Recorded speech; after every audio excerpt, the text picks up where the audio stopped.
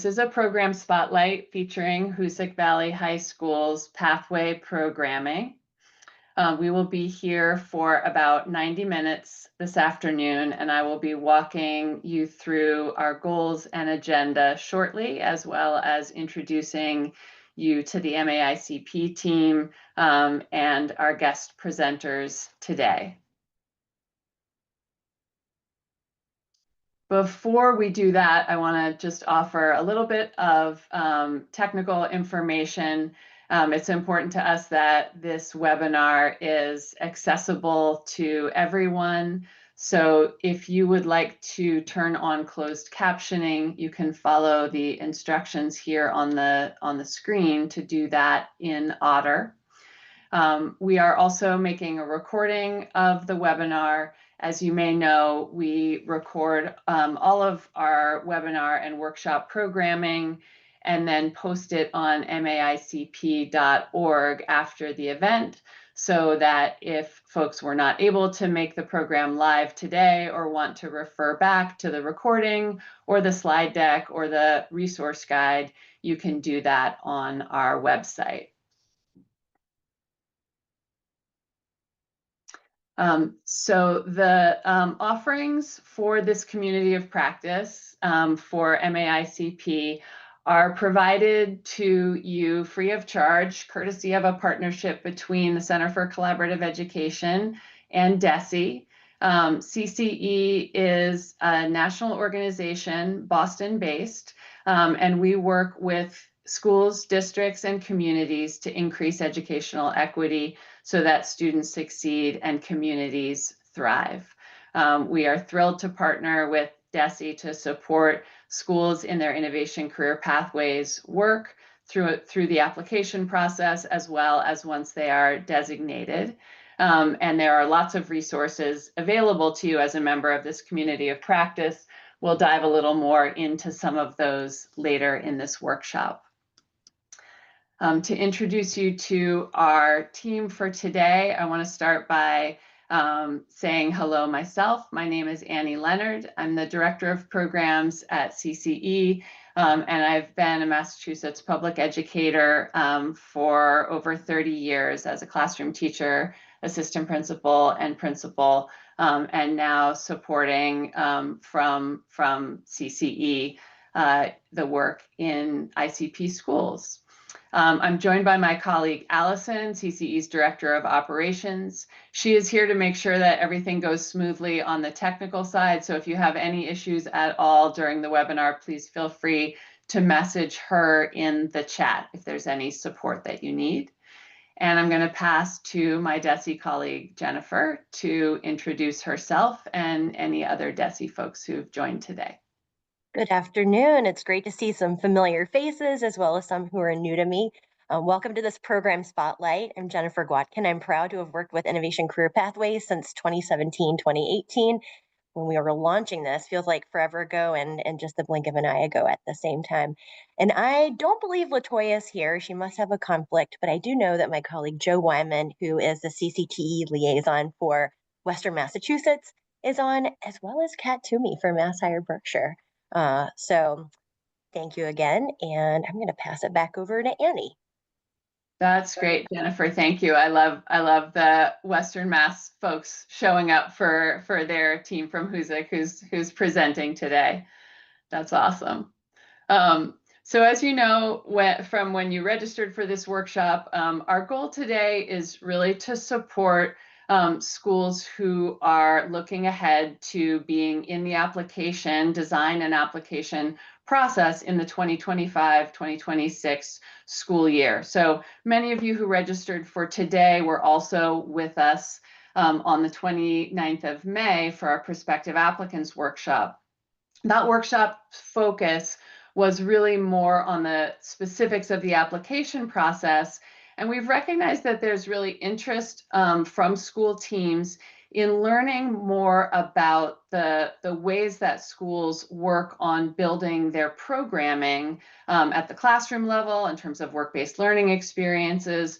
So we're really fortunate to have the Hoosick Valley team here to talk to us about how they are building strong and sustainable pathways, including one that they are going to be pursuing designation in the coming year, like all of you.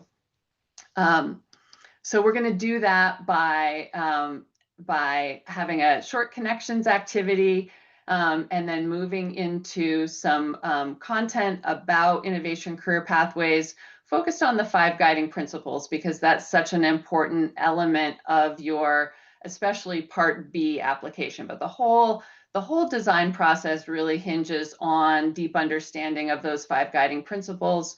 So you'll hear about that.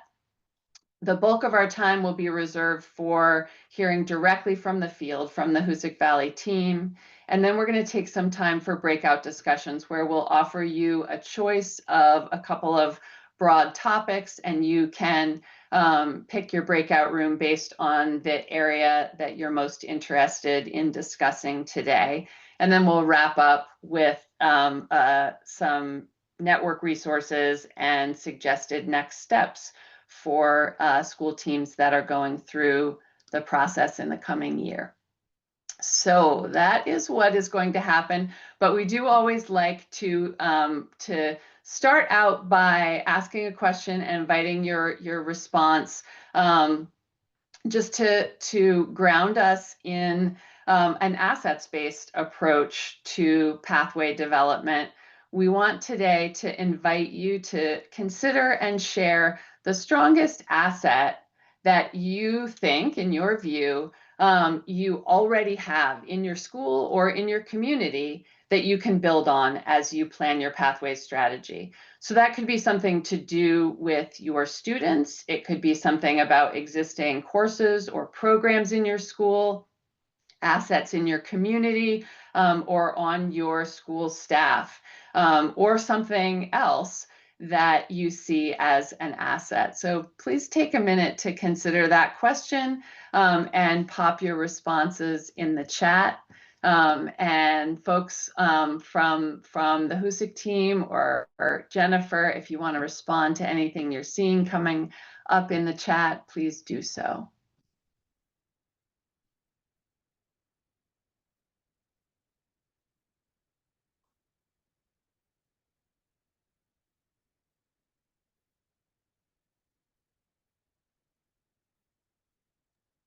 Don't be shy. We know you have assets. Here we go. Michael from Arlington, who I believe is going to pursue innovation career pathways this next year. Already existing internships that could be leveraged for pathway. That's great. You probably have a schedule that accommodates that. Have someone there to oversee that. Katie Tucker, Blackstone Millville. Hi, Katie. Student interest in community local environmental need. That's excellent. Kristen, passionate teachers. I know we've got some of whom are in the room. I was going to say, I think we know of a few who are here. Yes, Kat, supportive business community. For those of you who are applying for the first time, connect with your MassHire early and often. Huge asset and a required partner. Pam Moraine Lennox. Hi, Lennox. We have an awesome environmental science teacher. Again, shout out to teacher who has great connections with students. You have 60, holy moly, 60 students enrolled in her class next year. Wow. Congratulations. And also from Lennox, passionate science educator. We have some educators who are passionate. That's coming through loud and clear. I love it. It's great to have a champion in the classroom. Current CET programming is a current structure and system. It's great, Mary Alice Beth. Lisa Kirk from Situate to existing pathways. Want to know how Hoosick folks are making it work, perhaps to borrow ideas. Love it. That is why we're here. I feel like that exactly is strength of this community. All the sharing. So let's keep much knowledge here. Let's keep that going in the chat as you wish. And then let's get ready also to hear a little more from Jennifer about pathways and the 5 guiding principles. Thank you, Annie. So quickly, and I would encourage you, if you did not attend on May the 29th, to go back and check out the recording where we get more into detail on this. But Innovation Career Pathways, we launched back in 2017 as part of an overarching strategy that we called High Quality College and Career Pathways. It was launched alongside Early College. Briefly, Innovation Career Pathways connects student learning to one of 6 broadly defined industry sectors that are in demand in the state economy. Participation in Innovation Career Pathways personalizes and contextualizes student learning. It promotes deeper engagement in students' high school experiences and can lead students toward relevant post-secondary education and training options and opportunities for meaningful careers in the relevant industry sector. You're going to hear from Corey about his experiences, just as a heads up. And Innovation Career Pathways are designed to equitably prepare all students for life after graduation by eliminating barriers to student participation and success in academic and work-based learning. Innovation Career Pathways are grounded in 5 guiding principles that are listed here, which work together to provide a framework for the pathway experience. To receive designation, applicants are required to demonstrate that its pathways are rooted in all 5 of these guiding principles. And in your resource guide, there is a self-assessment tool that you can use to help identify assets for growth related to the guiding principles as you go through the planning and application process. Jennifer, thank you for mentioning the resource guide. And I am just checking, I'm not sure that Is it we linked in did there? add the self-assessment guide to this one, but we will do that because that's a great tool for folks who are at this stage of the process. So Allison has shared the link to the resource guide. And as I mentioned in my email, that resource guide is one where we want to take the stress out of this by putting all the links there so you don't have to try and capture and save them while you're also trying to listen to our presenters. Allison is also going to share pertinent links as we go, so that if you want to look at them during the webinar, depending on what kind of a multitasking brain you have, you are able to do that. So she's dropped the link to DESE's ICP page into the chat. And that is an important one for folks to be aware of, because sometimes there's a little bit of confusion about the official DESE ICP page, which is where you can always go to get authoritative information about timelines and access to the intent to apply, the different portals, as well as grant information. That page is distinct from maicp.org, which is the Community of Practice homepage. And we'll talk later about the kinds of things you can find there. Jennifer, do you want to say anything else about the 5 guiding principles before we take a look at the Massachusetts Career Development Model? I think that we're probably good to move on. And I guess one more thing, because I've received some questions about this, is I do want to draw a distinction between the designation or program approval process. This is for those of you who are brand new to this. So the designation process and the complementary grant process. So we do offer a planning grant for those of you on the ICP network listserv. I'm assuming you're on it if you're here, but maybe you're not. I sent out an email earlier announcing that the planning grant is now live. So for those of you who are seeking designation in 2025-26, you'll want to check that out. You can apply for up to $15,000 to support your planning and application process over the next school year. But the grant, you don't have to apply for it if you're seeking designation, but if you do want designation, you're going to need to follow that timeline. It's on the DESE ICP page, and it kicks off with the intent to apply that's due on June 30th. Sorry, I went very much into technical detail, but I do want to try to demystify, I know it's confusing, the grant process, which is complementary to the designation process. If you do apply for a grant, we expect you to apply for Part A. So contact me with any questions. Yeah, thanks for providing that, Jennifer. I think it's helpful to reassure anybody who might have been wondering about that now, and then we'll return at the end with some of the links for the grants as well as the application process. Thank you. So I guess we can move on to the career development model. So as you're beginning the design and application process, I want you to consider how your pathways align with the Massachusetts State Career Development Model. Think about what career development domains you're currently facilitating for students, and which ones do you need to sort of further develop. What are you providing students with a MyCap scope and sequence? That's my career and academic plan for those of you who are unfamiliar. what pathway programming is already in place. And I think that Allison's going to put in the chat the work-based learning DESE site. Mhm.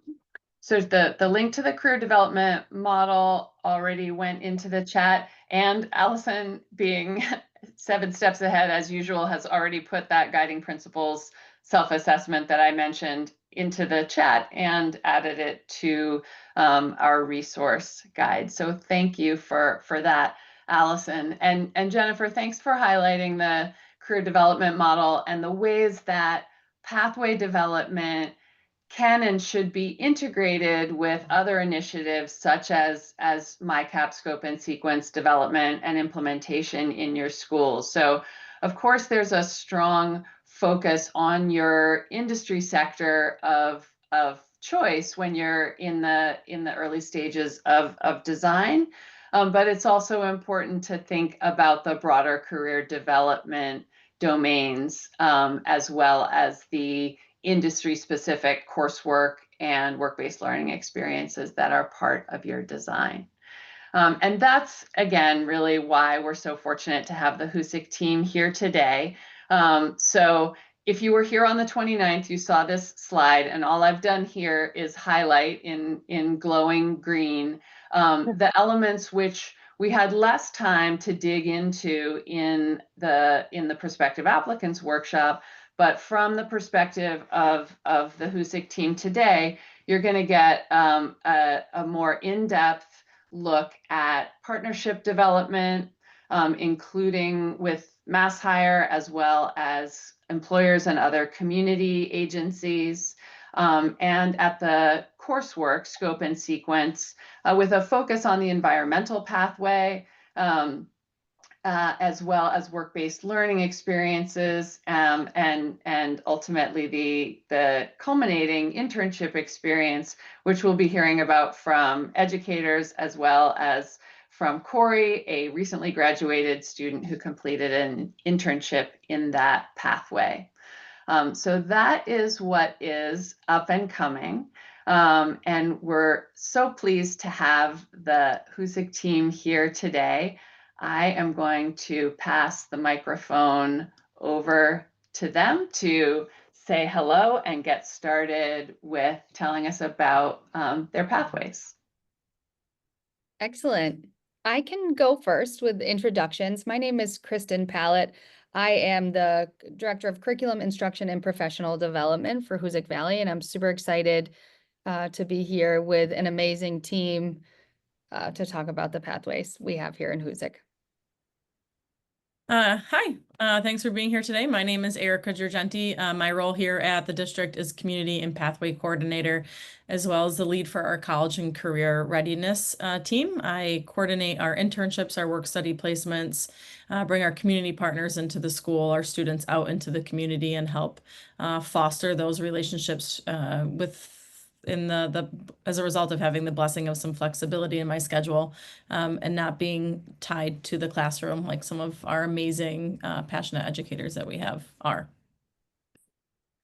So I'm one of those that's tied to my classroom, but not as much as you would think. And you'll see that in some of the photographs coming up. My name is Lindsay McGinnis, and I'm the environmental pathway teacher here at Hoosick.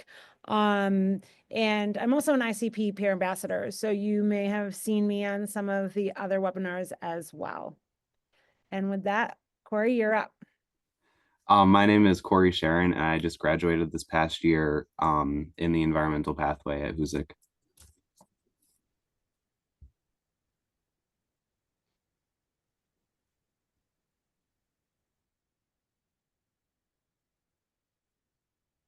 So this next slide really frames how we brought pathways to our school at Hoosick from a student perspective, and Corey's going to speak to you guys in a little bit, but we really wanted to make sure our students were engaged in what they wanted to be doing and really applying their skills in a way that they were going to use them after high school. And for a teacher perspective, myself here, I am very passionate about the outdoors and the environment. And I spent a lot of time in my first couple of years teaching at Hoosick, developing coursework. And I wanted to find a way to bring that all together, as a lot of teachers do. A lot of times we find ourselves, again, tied to our classrooms, but kind of seeing a bigger picture on all of the courses that I was teaching, and really, putting it together in a package deal. So with that, I'm going to have Kristen take over the Yeah, Zoom. so when Lindsay came to me and said, we're thinking about pursuing Innovation Career Pathway designation, at first I was like, what are we getting ourselves into? And upon, like obviously following Lindsay's lead and looking into the ICP work, it checked a ton of boxes for us from an administrator perspective. So for a lot of you actually on the call are from the county, but for those of you who aren't, Hoosick Valley is located in Berkshire County. We are a rural regional school district, and our students actually have a ton of options for high school. We have a charter school less than a mile away. We have an early college school in our colleagues from Drury, just 5 minutes down the road. And we also have a CTE technical high school down the road as well. And so our students really have choice. And we found ourselves saying, like, why would they come to Hoosick? So what is our identity? Who are we? And what makes us a really great option for students? And the pathways became this great sort of fit for us in establishing an identity. We became, through designation, both with our biomedical pathway and our environmental pathway, we started to develop an identity. I'll talk to you a little bit later about how we've restructured our program of studies to fully embrace that identity. But ICPs gave us a thing. We became a Pathways High School. ICPs helped us with student retention for our students who weren't necessarily interested in early college, but were interested in pursuing dual enrollment and advanced coursework, and weren't necessarily interested in full CTE, but wanted to explore technical coursework. It became a way for us to provide a really great option for students who have all this choice where we are in the county. It also became a way for us to recruit teachers to say, we're doing this really creative, we're restructuring our program in a really creative and innovative way, and are relying on the passion and the expertise of our teachers, and we want you part of our team. On top of that, from an administrative standpoint, it absolutely, without a doubt, comes with financial benefits too. It provided me with a way to say, yes, Lindsay, go do that, bring that in, try that new thing, embrace that field trip, have that externship, because it provided us the resources to support teachers and students in doing this work that they wanted to do. So for us in Hoosick, when Lindsay presented it to us, it actually was a no-brainer. Checked a lot of boxes that we've seen significant impact from already. So as we move forward, feel free to make comments or ask questions in the chat. We may pause and address questions as we go, or we may come back to them at the end. But if you want to put it in the chat while you're thinking about it, please feel free to do so. Erica. Yep, sorry, I was working at two screens, was trying to look for my unmute button. So I just want to talk to you guys a little bit about our scope and sequence of events for our ICPs, our environmental pathway. And it really starts in 8th grade for us. So those that don't know, our high school starts in 8th grade. And they'll spend a year with us in the high school, and our middle school is under the same roof. So in the halls throughout the middle school, we have some imagery. Kristen will talk a little bit later about some of our sort of exploratory classes that we have in our middle school, some pipeline classes.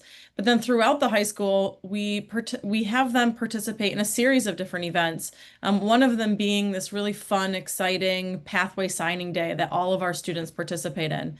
Through a series of activities that they participate in throughout their 8th grade year, perhaps even in their 6th or 7th grade year, we ask them to preliminarily sign into a path. We invite the community, we invite our community partners, their parents, guardians, support persons. and ask them to pick a path and make a big deal about the sort of next cohort of our environmental students. Also gives us some opportunity to gauge the students that are interested in particular courses and what those classroom sizes might look like. We've participated in some marketing campaigns. We've had billboards out in the community that have got quite a bit of traction, some great attention, and even other marketing professionals in the community that have reached out to us to say, hey, have you thought about this marketing effort, which has been actually helpful. And then we do a series of surveys, right? Because one thing that I learned here in working for a school system is that everybody loves another survey. And so why not do another survey? And one of those surveys is our career interest survey. So, you know, do eighth graders know what they want to do with the rest of their life? No, of course not. You know, we get students who are interested in environmental pathway, but then their courses say police work and hairdresser and brain surgeon. So through this career interest form, we're able to really dive a little bit deeper, engage what their interests are. And then I get a chance to sit down with them, with our school counseling department and say, you know, let's break down what those interests are. You put down here police work, environmental science, you know, is that maybe an emergency management position? Is that really what you're interested in? And dive further into their interests. And then later participate in a series of immersion field trip experiences that they get to participate in. And kids switch their path. We encourage their opportunity to switch paths as they go on until it really kind of gets into that nit and gritty of their junior or senior year when they really have to start wrapping up the completion of their ICP. So we have a series of different surveys that we do, immersion experiences, field trip opportunities, and relationship building opportunities with their educators, because most of us may have made a decision at one point in our life based off of the experiences we had with the adults in our high school. So we really try to foster that opportunity for our kids.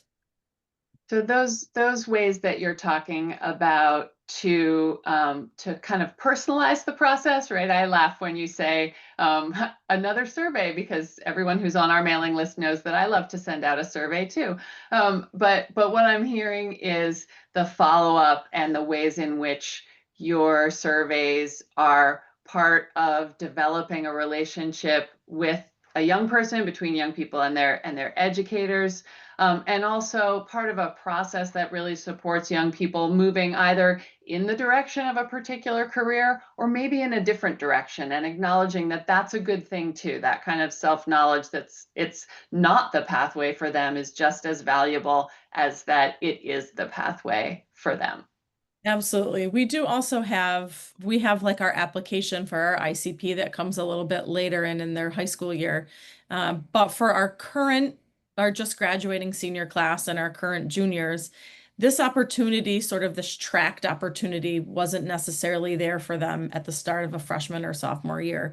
So through one of our surveys, it gave them an opportunity to take the initiative to look at their historical course schedule and see what classes they took.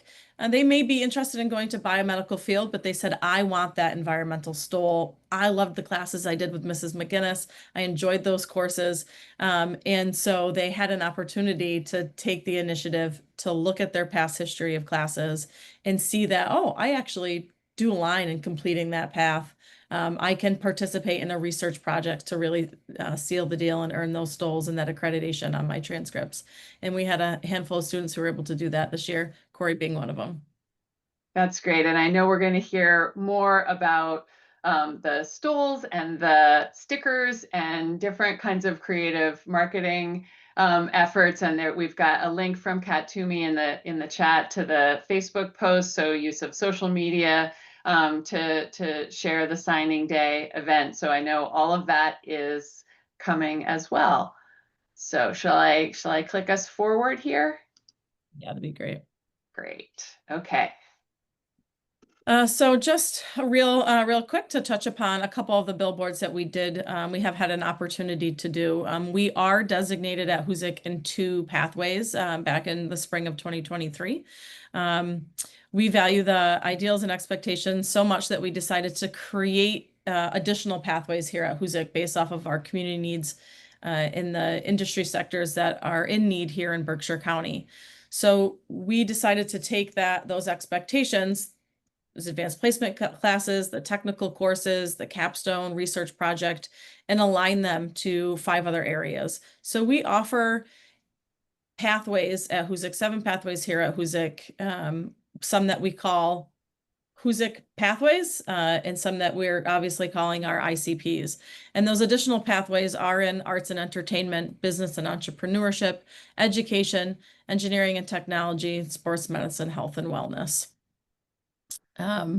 Thanks for making such a clear distinction, Erica. I think it's really helpful for folks to understand that there are multiple kinds of pathways, not just those that are officially designated.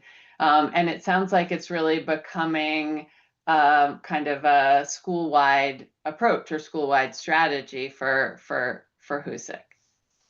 Yeah, so it's been a really fun and interesting process the past few years to sort of start building out some of these opportunities for kids and really put us in line for a stronger application that next time the ICP rolls around. Thank you for linking our website here. So on our website, interested families can click right on, explore what some of the classes they might have. As we all know, classes change a bit. But it gives them an opportunity to see classes that they could take, interested careers that they could explore through that, community partners that we have in each of those pathways, and just really give them an opportunity to start thinking about life beyond high school and the vast opportunities that are out there for our students. Internally in the school, it's provided some fun competitiveness. We have created, you can see on our billboard, one of the billboards, we have sort of motifs that attach to each one of our pathways. And we have a few teachers who touch every one of those paths and are quite proud to sport smaller stickers outside their classroom doors, which also show families when they come in for open house, our students who are walking through the halls, that teacher is connected to that particular pathway. And if I have questions too about that career field, I can connect with them and just build that relationship with them, and helps teachers as well sort of gain that ownership of a connection to a pathway. Yeah, it's been a great opportunity. Our health and wellness and social assistance pathway is we're offering our biomedical science classes, the PLTW classes, incredible curriculum. We have about 2 to 4 teachers in that path. And of course, our environmental science and the great relationships we have with MCLA for a dual enrollment class. We also, of course, are offering dual enrollment with BCC. And Lindsay, as you'll hear in a little bit, is really developing some fantastic courses for the kids that are interested in environmental science, and exposing them to some really college level opportunities, poster presentations, scientific conferences, some pretty cool stuff. Yeah, I know we're going to get deep into course scope and sequence in a minute, but I do think it's really worth noting how much effort you've directed at the communication out to students and families on the website, in the program of studies, and with the branding, to make this real shift in practice and to make the new opportunities known.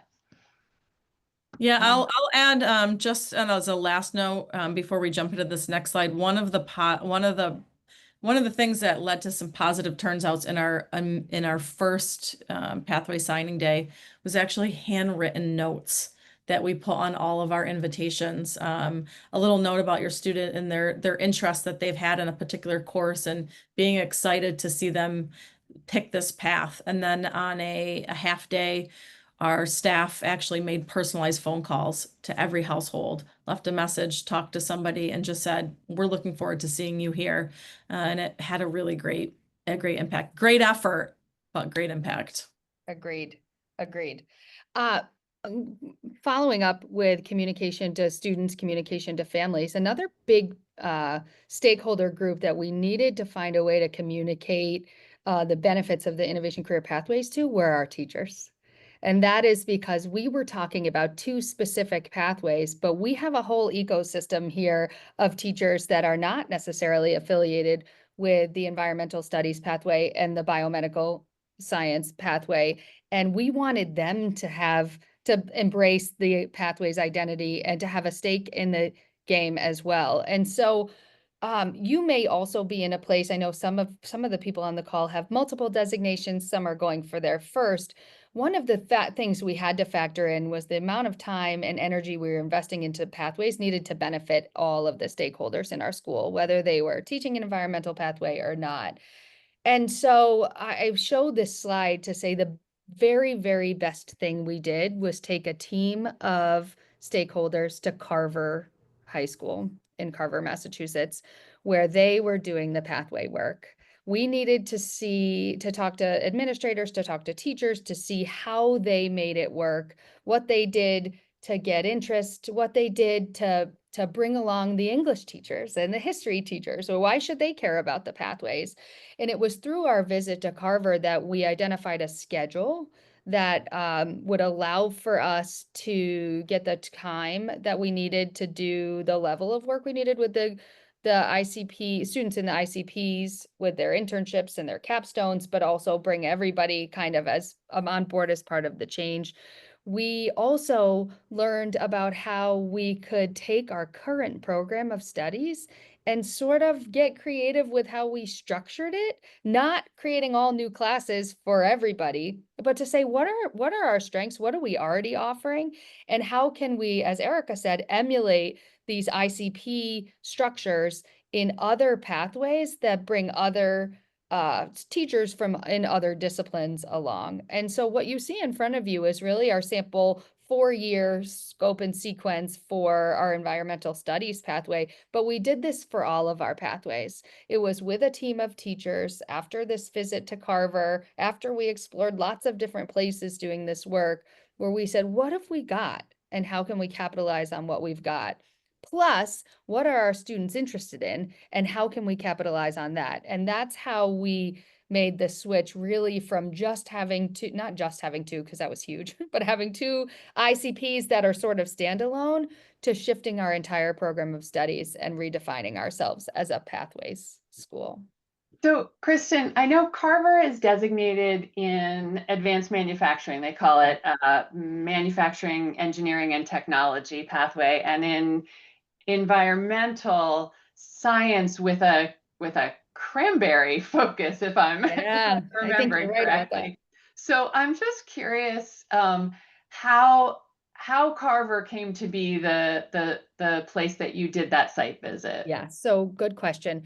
Carver, well, we had some personal connections to Carver, which helped, but Carver's student body in terms of size, in terms of staffing, was similar to ours. On top of that, they're a 6 through 12 school. So their middle school, we're a 4 through 12 school. So their middle school is in the same building. We wanted to learn more about how they leverage the programming at their middle school to feed into their pathways at the high school. In a lot of ways, what appealed to us at Carver was their ability with a small staff and a small student body to create multiple pathways and multiple avenues. So for us, it was, we have that a lot out here in Berkshire County in particular. We have all these great models from large urban districts, and we needed to find one that emulated more closely our population, that we could say, okay, if they can do it, we can do it. And so that is really why Carver ultimately appealed to us,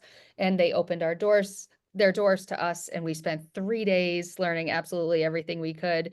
That's also part of the reason why we feel so invested in doing this work here, like we're doing today, because we want to pay that forward. That was a huge practice changing for us as a school, and would offer the same opportunity to anybody in a similar situation.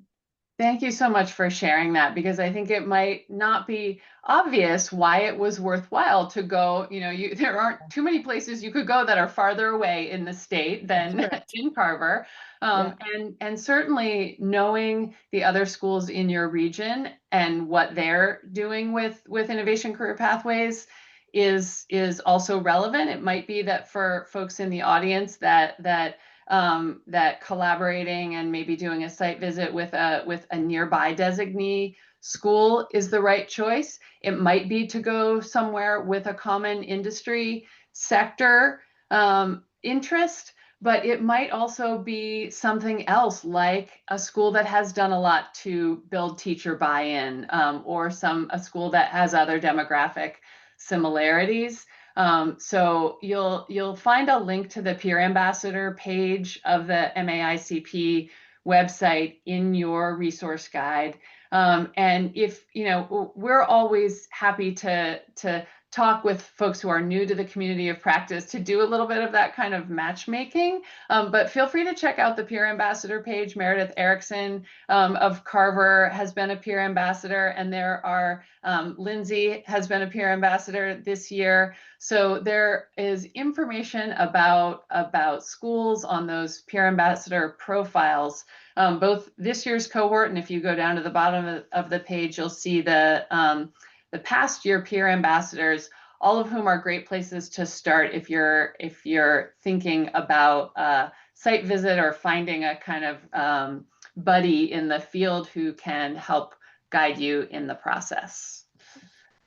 And so the last thing I want to mention before we move to the next slide is Allison just put into the chat our program of studies, which looks really different now that we've, adopted this Pathways identity. And you'll see though that the coursework is not any different if you compared it with from a couple years ago, not very much different than it ever was.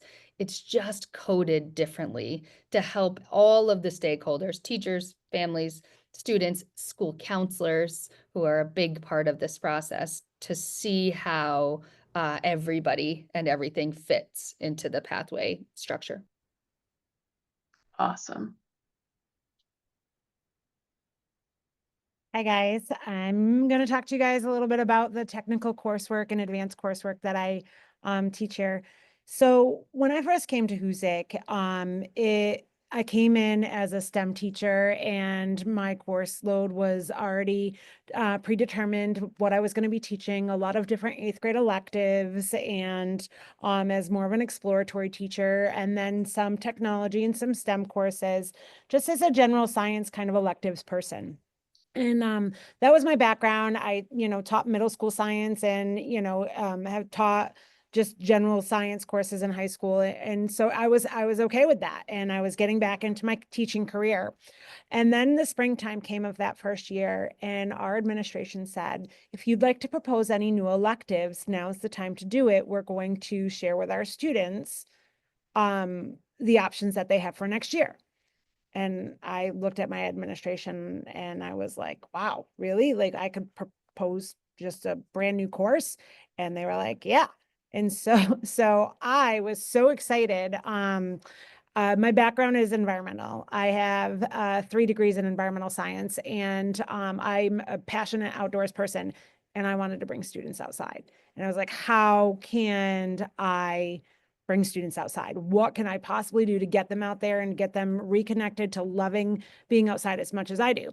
And so that's when my first course was born, and I was super excited. I offered an outdoor leadership class. And for those of you who don't know about this program, Nature's Classroom, which is locally in New England area, that was my first career as an educator. So I was very passionate about again, exploring outside, bringing kids outside, and also getting them to collaborate and work together in team building skills. So I built my outdoor leadership classroom, and then the next spring came around and they were like, what additional courses do you want to teach? And I was like, I want to teach them about our nature trail and work on our nature trail because it needs it, and I can show them how to do all these really practical skills. So that's when conservation and stewardship was born. And so all these courses have been developed based on the support of my administration, letting me take my expertise and my passion about what I wanted to do and bring it into the classroom. Food system science, another teacher, it wasn't initiated by myself, had applied for a farm to school grant. And she received the grant. I helped her write the grant, and it was a $25,000 grant to build a school garden, which was great. And she unfortunately left soon after we received the grant. And so I was kind of left with this other thing to work on for our school. And how, as a teacher, do you really manage, you know, the time that you have in the classroom and also doing these other really cool projects? Well, I turned it into another course. So food system science was born, and we have some other additional classes. Timber framing is here and exists as a course of one of my colleagues, and then outdoor adventure skills is a course that I kind of stepped up my outdoor leadership class to be. These are half-year courses. So one of my struggles when I first was considering doing this designation process is, you know, nobody else in Berkshire County is doing classes like these. And I was like, this is really important. And I really want to, you know, put all these courses together. But looking at the designation paperwork, they're not full year technical courses. So I reached out to the fabulous Jennifer Watkins, who's amazing. And I was like, can we do this? Like, are we allowed to do this? Like, how do we make this work? And so the level of coursework that I was able to offer in these half-year classes paired together, she said, yes, let's make this work. And I was so excited to get that yes from her, because that's how our technical coursework really all fits in such a small school, taking these half-year classes. So a lot of the pictures you guys see in the slide here are our school garden. I've written additional grants and for other resources. The students that you see on the Snowy Hill side, those are snowshoes that they get an opportunity to use in the outdoor leadership class. My outdoor leadership class does a lot of team building. So we built those swamp stompers that you see them trying to work together on.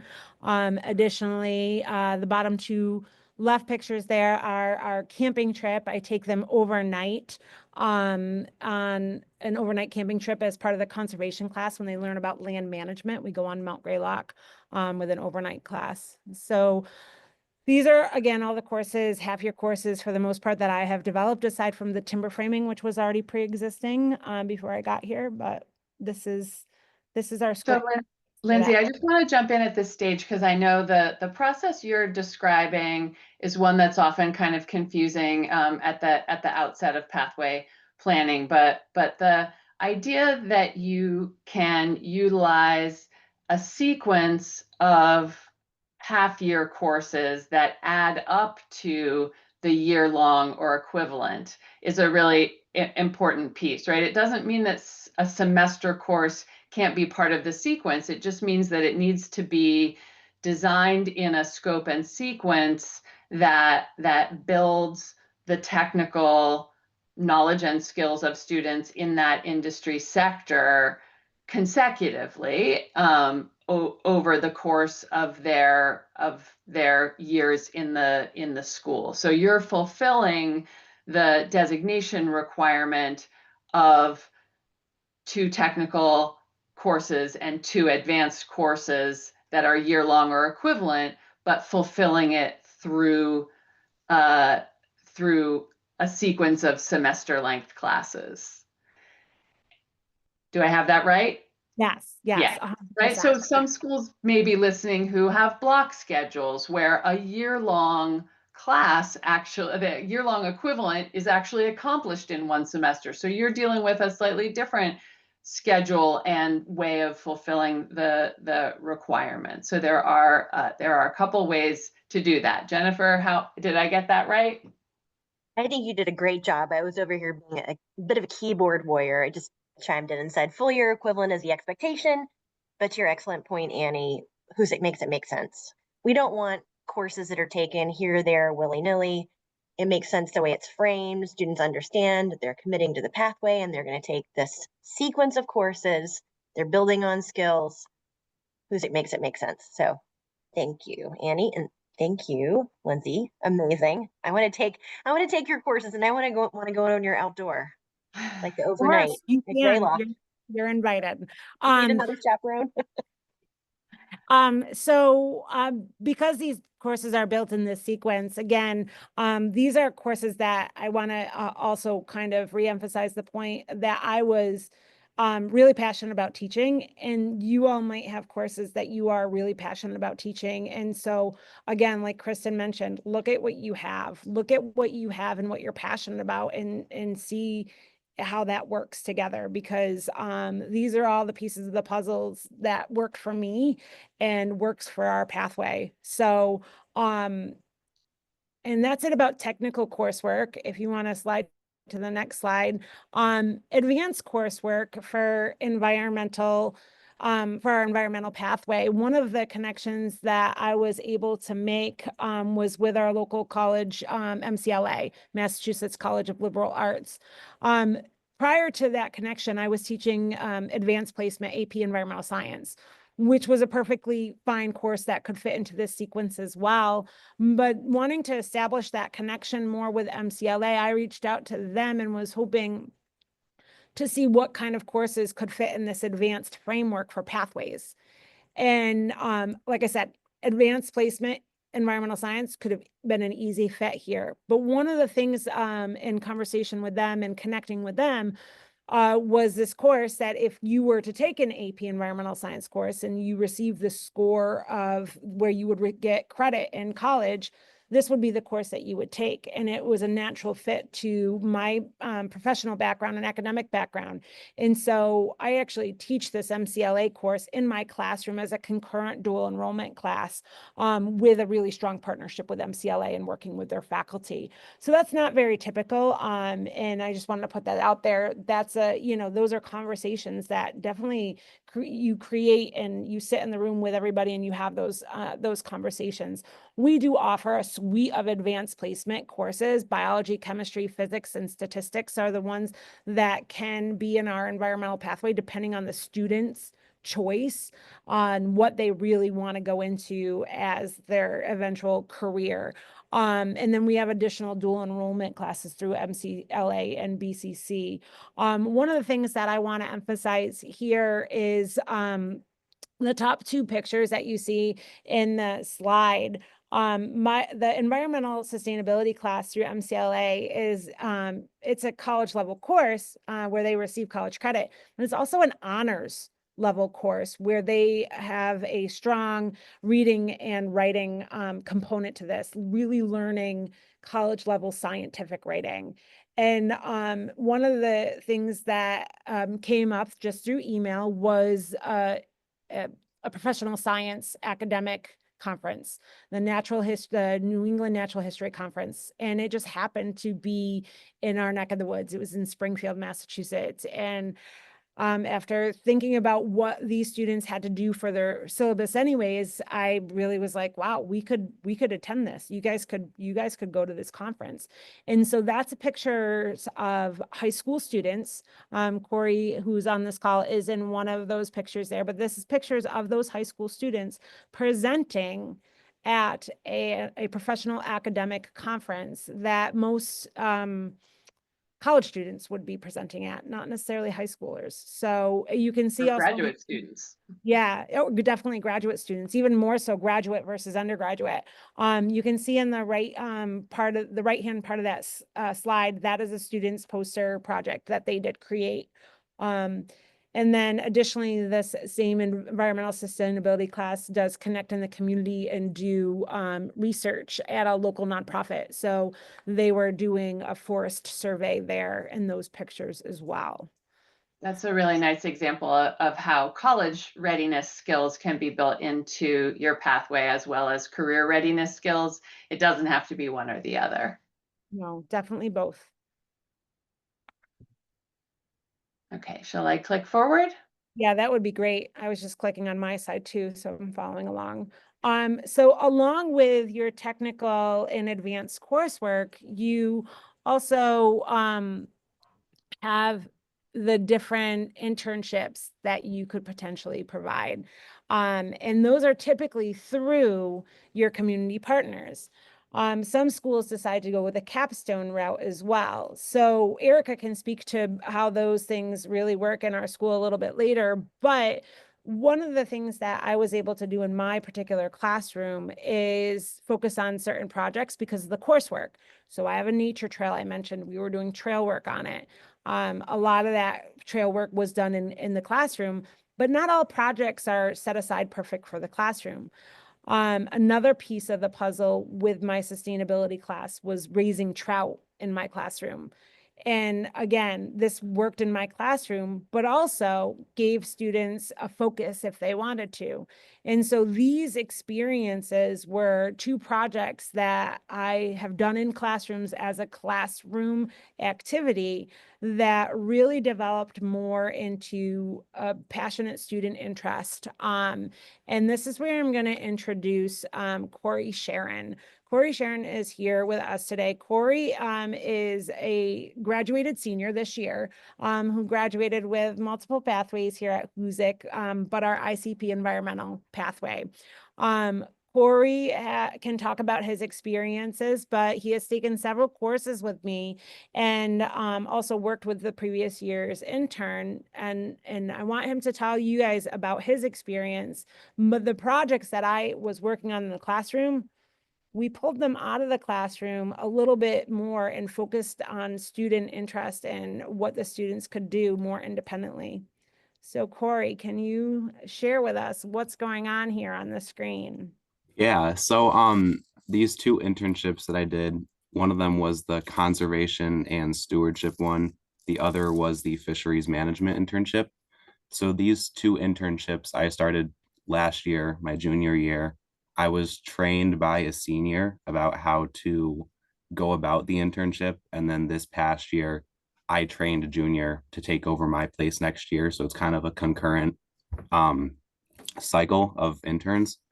The internships were very independent per se. I got to do a lot of independent work and what I wanted to do. If you see in some of these pictures, I made trail signs. That was something that I just liked doing, so I did it, and it went hand in hand with the internship and what is what's included in the internship. The conservation one, like Lindsay said earlier, included a lot of trail work. There's a couple pictures on there, like weed whacking, trail cutting down trees and whatnot. The fisheries one, we raise fish in the classroom. We have river sensors in the river that we match the conditions to the tank. And actually the fisheries one, that's what I did my project on for the conference that I presented at. It was about the raising the fish. Like I mentioned briefly, they were very independent. A lot of the work that I did by myself or with the other intern. We also, the 2 of us, we would decide what we wanted to do. We had our set list of what we needed to accomplish, but then a lot of what we did, we would think about what ideas or what projects we wanted to work on, and then we would work on them. And I know the intern for next year, he has a list of his projects that he wants to accomplish just because of his own goals. And I just want to stress that that's a huge part of the internship, is being able to do what you want and what you think is important towards accomplishing your goals. Yeah. Part of the conservation internship also was the chainsaw certification, which is there a slide about that later on, or should I allude more to it? I'll be talking about it on the next slide, but you can mention it. Yeah, so a group of us who are in the environmental pathway or just interested students, we got to get our chainsaw certification through the game of logging, which was an awesome experience. So yeah, I won't talk too much about it since you're going to mention it later on, but yeah. I think it's great that you mentioned it, because once we see a picture of a chainsaw and know that students might have been using them, I think instantly folks want to know, like, what is the safety plan around that? So thank you for mentioning it, Corey. But thank you also for highlighting the extent to which your internships really offered you a chance to pursue areas of personal interest. I'm curious whether you could say anything to us about how you're connecting your experiences as an intern and in the pathway to what might be coming next for you after high school graduation. Absolutely. I'll share something about the fisheries part, actually. So I'm going to a school in Worcester next year, and I talked to one of my professors already. That conference that I presented at, I really enjoyed it. So I emailed my professor and I asked him, like, hey, I would love to present at this conference again next year. What do I do? Because I would need a topic to present on. So the two of us are meeting later this week. We're going to discuss a topic for me to work on, and I'm going to present at that same conference again. That's something that I wouldn't have known about if I didn't go on that conference. So it was a great learning opportunity about what's out there and the opportunities that I have and that other students have. That's terrific. Congratulations. Maybe you can come back and talk to us about that next presentation after you do that. All right, I'm going to move us ahead. So one of the other pieces, of course, for your pathway designation and your pathway process is industry recognized credentials. And so when I was teaching my first aid, or sorry, teaching the outdoor leadership program, one of the first credentials that they were receiving was first aid and CPR. And that was just a part of the safety and risk management aspect of what I was teaching. And it was just, included in my coursework. And then as the pathways unfolded here, thinking about, wow, what is that? It's not just something that these students all have. It's actually a skill set that industries recognize and is labeled as these IRCs, as everybody sees in the application documents. So that one was a natural fit for the coursework that I was teaching. And I feel like sometimes IRCs aren't always something that you can think of how to really put in your classroom or how they fit to what the skills individuals' needs are or what the skills that students are interested in. And yes, Corey did mention the chainsaw certification. So yes, you do see two pictures of students in this slide holding chainsaws. So that chainsaw certification came along with 3 students that approached me saying that they wanted to be firefighters. And one in particular, who's my junior intern currently, and will be the senior intern next year, wants to be a wildland firefighter. And he was like, I don't even know what kind of training I need to do this. And I was like, don't worry, we'll figure it out. And so I, in my previous career, had chainsaw certification because of the work that I did in my environmental programming. And I was like, that is perfect. And I just kind of like clenched my teeth and I looked at Erica and I was like, do you think I can ask Kristen this question? Can we get students chainsaw certified? And so I did a little bit of my research, and believe it or not, most technical schools like CTE schools and in forestry programs or in agricultural programs, they do this. This is typical for school programs that have agroforestry vocational programs. So the woodland I actually have my woodland training shirt on today, my woodland training t-shirt from our certification, but they are Game of Logging and they are nationally recognized and they certify some of our well-known foresters in the area, but also people who work in the National Forest Service and across the country. So so they came up to our area in Berkshire County, and we had a teacher that offered his property, and we received chainsaw level 1 Sawyer certifications for 18 students. And it was great. And as you can see, they have their chaps on and their hard hats on and all their PPE, and it's great. And we're crossing our fingers, and I'm going to talk to Kristen later about offering level 2 next year. So I just want to jump in and for anybody who is like, interested in the environmental pathway and is like, geez, I wonder if this is something that we could do. I just do want to offer and say that they offered an additional insurance policy as well, that we took that insurance policy and vetted it through our local insurance provider that does our works at our internship insurance policies here, as well as a business partner of ours. And they said, hands down, absolutely, this is a great policy. So we put it through a couple different vetted opportunities. We're willing to purchase additional things as well for the property owner. And so we were able to, just wanted to say that we did check those boxes as well. And it certainly is doable for your school and your community. It was as a bystander on that field trip, because Kristen Pallett was not going to be anywhere near that one. It was really, really awesome to see students who had said all the time, oh yeah, I use chainsaws all the time. I use them in my backyard.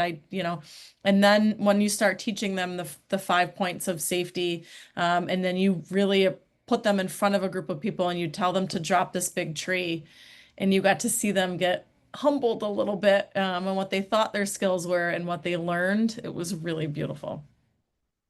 Erica, thank you for that. Both on the practical side, in terms of each local school district needing to go through its own policies and procedures for safety and liability, right? As we all do. Anytime you're running a field trip, it may be a higher level of that when we're talking about something like chainsaw certification. But I appreciate the level of detail that you're sharing with that process. Also, I just want to add regarding industry recognized credentials that, we talk a lot about what are the high value ones and which ones will really, help students find employment. And of course, that's a good conversation to be in, but you're also talking about the experience of earning the credential. So the going through that training and maybe learning something about themselves, as well as the practical technical skills for Sawyer certification, that there's also something to be said for that really authentic learning and certification process that came along with this IRC. Similarly, I mean, for the next picture that you see is moving from right to left, unfortunately, but the first aid and CPR certification that we do. But in a similar way, Annie, as you're mentioning with that safety and risk management, the other two pictures that you see are belay certification, which goes with rock climbing and the rock climbing experiences that I was able to provide students through the adventure skills course that I teach. Rock climbing in itself is terrifying for some people. And the idea of getting students certified to know how to do the knots and to have the safety of another student's in their hands tied to their rope was another one that was, a bit nerve-wracking, I think, for some of the students, but they did phenomenal. And rock climbing and belay certification, this is all part of ecotourism that gets really, neat when you come out to Berkshire County and see some of the things that are happening. And additionally, some of the other certifications that I am working towards becoming a Leave No Trace instructor is something that I'll be doing this summer. So starting with just first aid and CPR, but it didn't end there, right? So getting students kind of the skill set that they might need or want for future careers is the way we went with our industry recognized credentials. So on this slide, just want to mention, you talked about a lot of great experiences here, but this kind of started with me tiptoeing into a few offices and saying, hey, can we do this, right? Like, is this a viable option for us? And starting really with the coursework that I had been developing and saying, let's put this all together and how can we do that? So yeah, I really was the champion for the environmental one. But I know that every school has champions for different things out there. So just keep that in mind and identify who your champion is and how to get there. And then start with what you got. One of the things that I had established a relationship with was Red Shirt Farm, because I was teaching a food systems class. And for no other reason, that's why I reached out to these people. And then so we started with a field trip, and then I had a student say, well, I might be interested in going into agricultural field. And so I, as a teacher in this field, decided I was going to do an externship where I went to work at Red Shirt Farm, and that allowed a different connection with Red Shirt Farm. And after that, I had my student, who you can see in the lower right-hand corner. He became an employee at Red Shirt Farm and worked under their apprentice there. And, the one thing that poor Wesley learned was, I don't want to be a farmer anymore. And that's perfectly fine too, right? And so we started with just a field trip though, and then it led to an externship that I worked really closely with MassHire to complete. And I'm incredibly thankful for that relationship and how they worked with me and Red Shirt Farm to make all of that happen.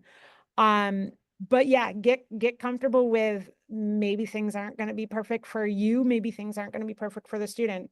Wes came out of this, and I'm telling a little bit of Wes's stories here, but the one thing he learned out of this story of working at Red Shirt Farm was this is not what he wanted to do.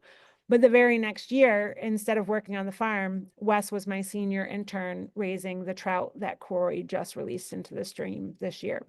So it unfolds differently for each student, and just keep that in mind as they're plugging along, doing what they think they want to do, and that might change.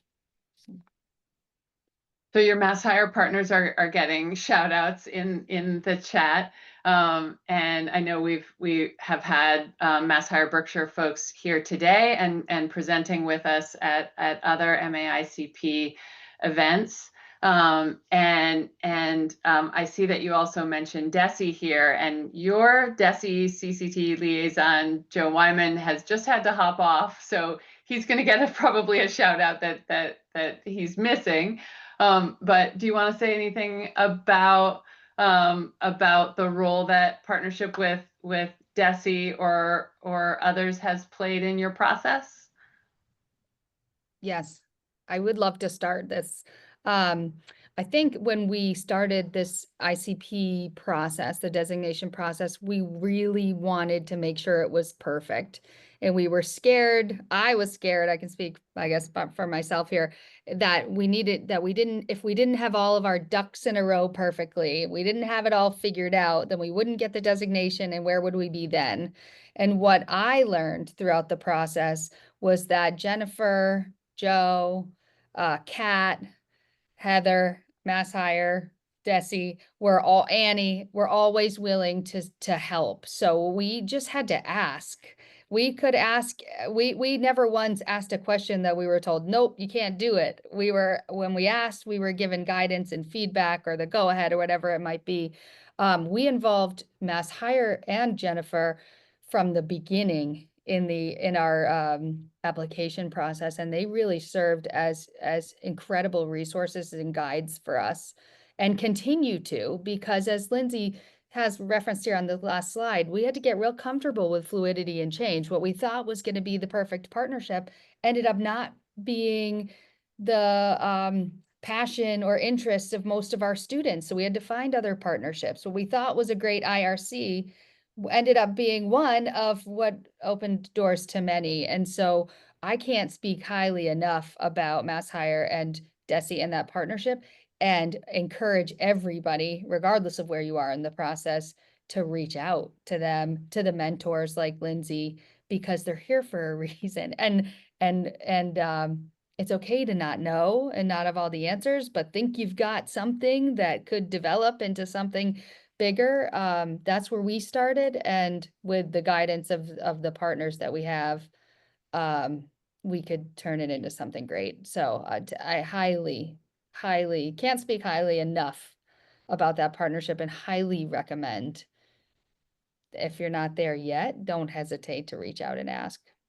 Yeah, so a strong internal team and also strong external partnerships, and recognizing that this is a multi-year process of learning and prototyping in order to develop the partnerships and develop the different program features that, as you just said, are really going to meet the needs of your students. So keeping student needs and student interests always front and center sounds like it's been a big part of the story of these pathways.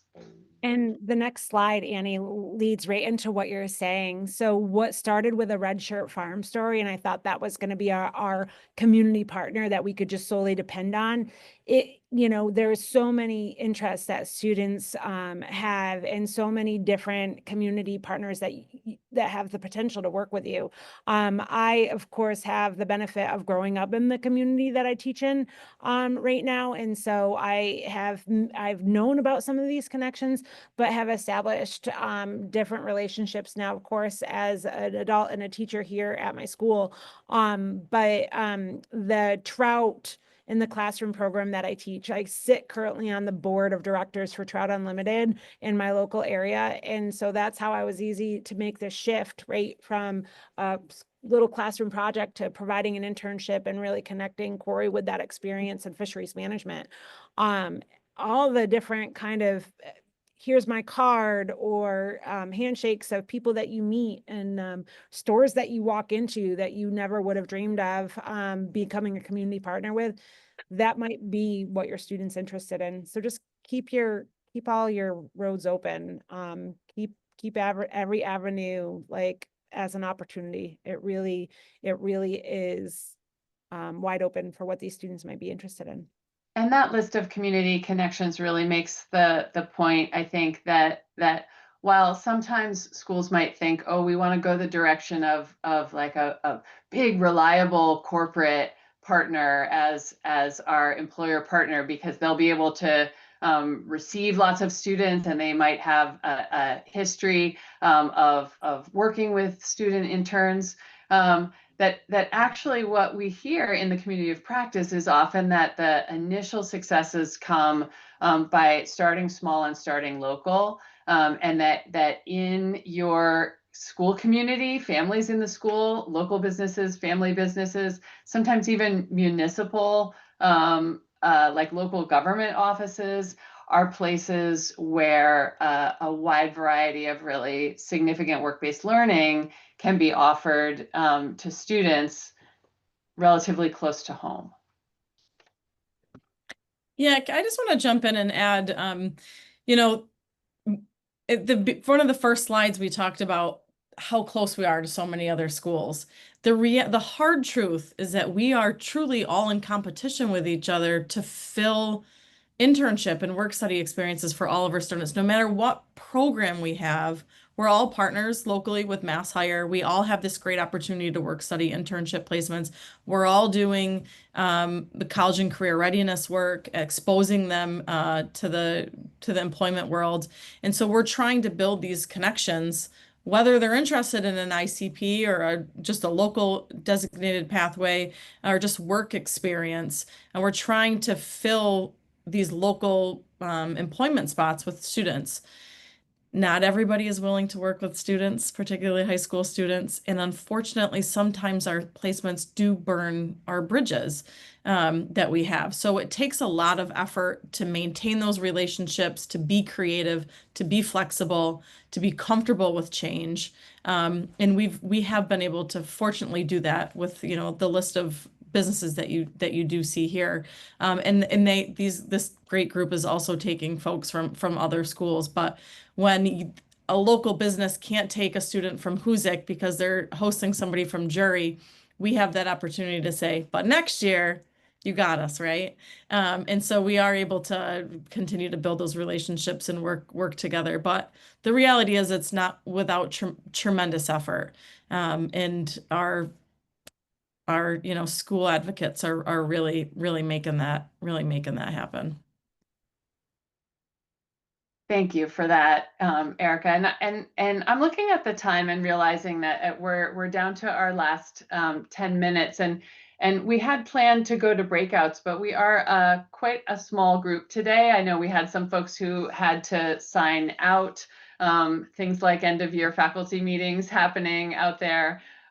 So I'm thinking that what we might do, rather than going into breakouts, is just turn off the slide share and invite some open conversation. So if we were to go into breakouts, we would take a little more time to talk about the community agreements, which are the set of norms that our peer ambassadors helped us choose and implement in this network. And then I'll just click over to some of the areas that we thought about offering breakouts in. You may have questions about work-based learning experiences, including internships and capstones, or want to hear more about course scope and sequence in technical and advanced course areas. You may want to ask about the HUSIC pathways versus designated pathways, or some other topic about pathway design. And as Jennifer's just said in the chat, please know that if you're feeling overwhelmed with questions right now, that's okay. You're early in the process. There are going to be lots of opportunities beyond today's session to have one-on-one coaching and peer support opportunities, as well as more in-person and virtual events. That said, why don't I turn the slide share off right now so that we can see the folks who are here, and I'll invite everybody to turn your camera on, turn your microphone on, and we can do a little bit of Q&A for anybody who wants to ask a question. Does anybody out there want to? Michael, I see your hand. Michael, Go ahead. hi. Yeah, hi everybody, and thank you everyone, particularly the Hoosac Valley folks, for the presentation and all the wonderful information you shared. I just have a question about the partnership with MassHire. So I've reached out to them and they were like, yes, we want to help, but what else should I be asking them for at this point in the process? We are not yet applied, and we are going to apply. So what kinds of things should I be asking them for? Kat, do you want to, are there perhaps some particular things that, like by title, that they might be able to request? Absolutely. Was labor market information helpful for you guys in your beginning process? Yeah, Michael. So I would definitely say labor market information. We as MassHire, we often say we're not economists, but we can give you the right sources and the accurate sources for labor market information research. I'm sorry, I haven't read through the recent application, but I know that's part of it, I believe, in the beginning, is, making sure you have the need. So, working with your and, really just making sure you're connected to your connecting activities model. Are you familiar with the connecting activities? Do you guys? Okay, so that's a good place to start. So I would ask about, it's called connecting activities. And, I would ask about support through that initiative, as we all are, realize and see every region is different. But I'm Arlington, I'm trying to think who your MassHire rep would be, but there are Metro 16 North, across right? what was it, Jennifer? Metro North? Thank you, Metro North. So there are 16 across the state. So yeah, I mean, I think it sounds like just initiating that connection. They say, we want to help. I would just set up a meeting with them and straight up ask them, kind of how can you help us? What can you kind of offer? Here's where we're at. We're also, feel free to reach out to anyone out here. I'm happy to also kind of talk to anyone at your MassHire to, yeah. So basically just talk to them, maybe just have a meeting with them, maybe just ask them what they might be able to offer, but definitely labor market information, as well as the connecting activities, infrastructure. That's really where the baseline of our support comes from. Michael, do you already know what pathway you were thinking about going for? Like, do you have a certain industry sector that you wanted to? We're getting closer. We've had some focus groups with students, and we're having one with parents tonight. So that being said, right before, like when we did our designation in a 2-year process. So our first year was all about planning. And I think it was like, I sat down with Kat and Heather, like for 2 or 3 meetings and like in the early fall, and showed them, okay, this is what I have. What else do I need? Right. They really helped me figure out whether or not the process was even feasible for us, right? Like right from the start, it was like, okay, these are the pieces I have. This is what we're missing. And it gave us kind of a little bit more of a roadmap of what we needed in that first year of planning and going through the process before we even started the application or the intent to apply. So I don't know if that makes sense, but they were my go-to people right from the start. And it wasn't, it was like literally looking at the DESE website, getting the PowerPoint of what pathways are, and like literally sitting down with them saying, yep, you have this thing, check it off. Yep, you have that thing, check it off.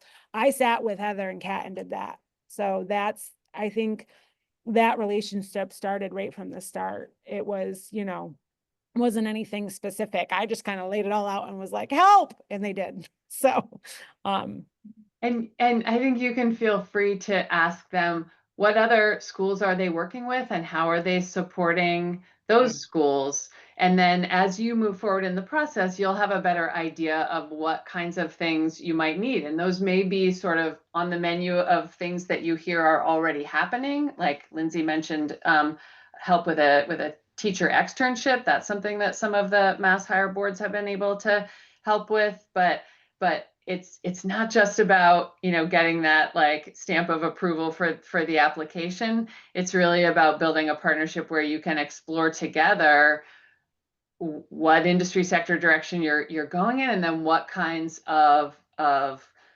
field trips or guest speakers or just access to really hands-on real world learning in the sector, the MassHire Connection can help you facilitate.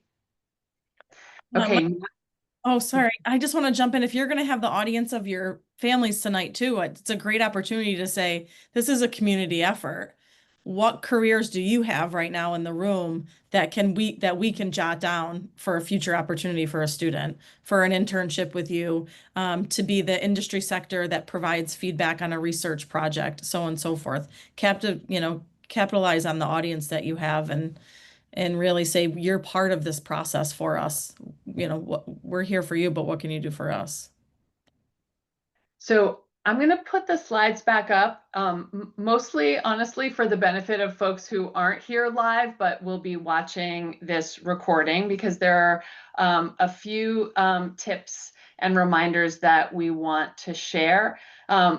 I'm able to stay on after we hit the 2 o'clock hour if there are other questions, and I'm hoping that our guest presenters may be able to do the same. So just bear with us for a moment so that I can bring the slides back up. Here they are. And just offer a few next steps and reminders.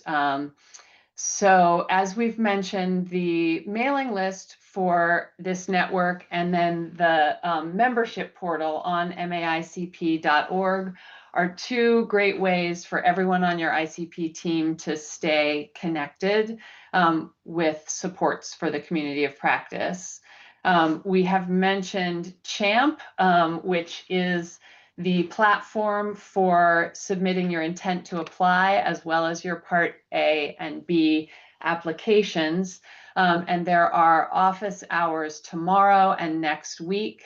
And Allison will share the link to register for those. It's also in the resource guide. Those intent to apply must be submitted by the 30th of June. And then the planning grant, which is a separate process from designation, as Jennifer mentioned earlier, that information has just been posted by DESE. It's on the DESE page, and there's also information about that on maicp.org.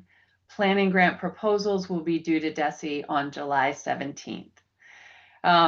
We want to encourage you again to reach out and set up a meeting with your CCTE liaison, as well as connecting with MassHire. And peer ambassadors or colleagues in other schools in your region who are designated are great places to start if you're thinking about a possible site visit. We provide a survey link at the end of every single event. And we do that because we need your feedback to continue to offer technical assistance and professional learning that meets the needs of the community of practice. So when Allison puts that in the chat, I hope that you will click on it and share your thoughts while they are fresh. You'll also get a follow-up email shortly that will have that survey link, as well as the link to the place on our website where you can find this recording, the slide deck, and the updated resource guide, should you wish to look back at them or share them with somebody who wasn't able to attend today. Most of all, I want to say a really heartfelt thanks to this Hoosick team, Corey, Lindsay, Erica, Kristen. You've been amazing. We could listen to you all day. And we wish you continued success with your existing pathways, as well as with your pursuit of an additional designation in the coming year. And thanks to those of you who were able to be with us in person today. Again, I will be closing out the recorded portion in just a moment, but happy to stick around and take any questions we haven't yet been able to get to. Thank you, and we look forward to seeing you at MAICP events in the coming school year.